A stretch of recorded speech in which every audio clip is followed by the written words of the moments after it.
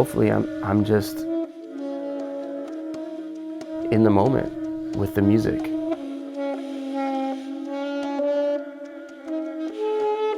And the people that I'm playing with. And the people that we're playing for.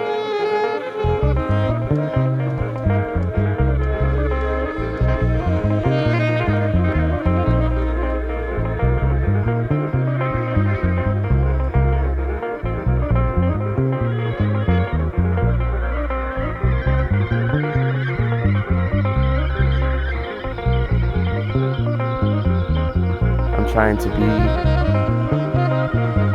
as honest as I can be, and to mean what I play.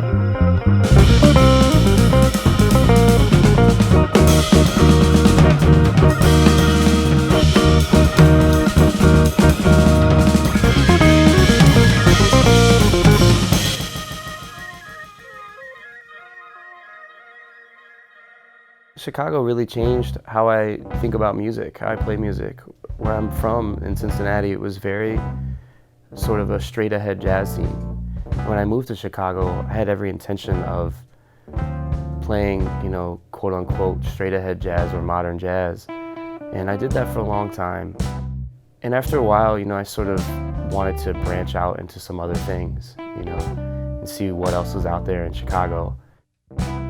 There's so many people here that are willing to help you and to share what they know. And I would say the music scene now just feels so friendly and supportive. When you can find the right people and you can collaborate and connect, you can make something just so much deeper, so much more real, more human.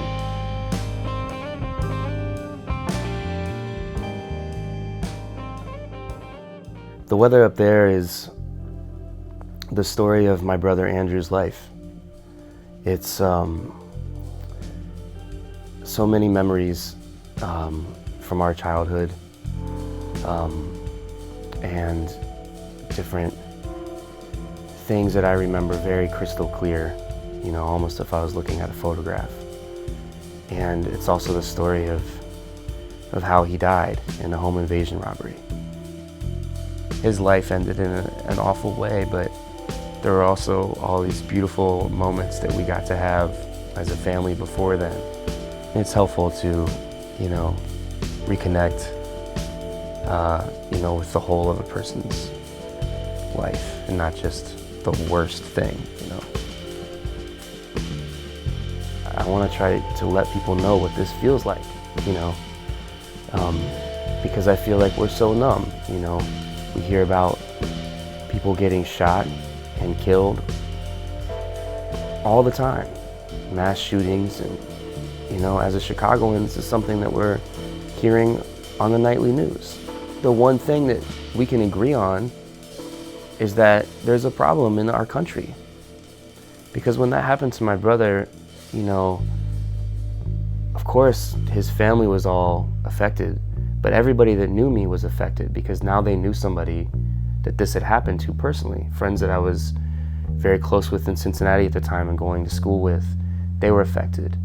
All of my brother's friends were affected. And the people that did this to my brother, their families were affected. And when I think about that one night when they decided to kill my brother, all of these lives, hundreds of lives were immediately affected. And it just keeps going. I'm telling you about it right now.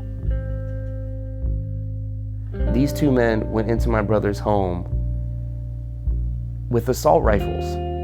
And when they had my brother and his roommate in the living room, and they were robbing them, they had them at gunpoint. At some point they looked away and Tyler ran out of the side door of the house. And my brother got up and ran towards the back.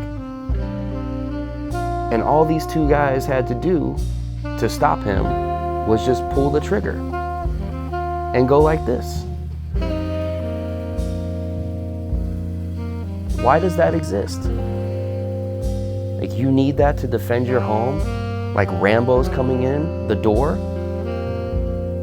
to kill you and your family, and you need to go get your assault rifle? It's ridiculous.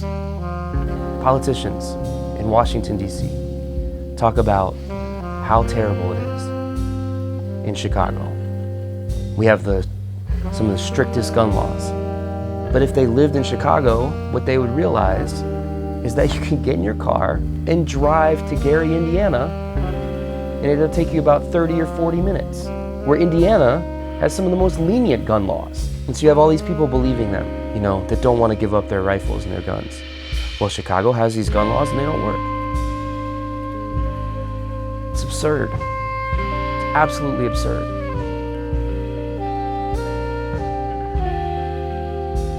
It's hard enough for me to be present day to day after this has happened to me. I tried to be present. I tried to be awake. And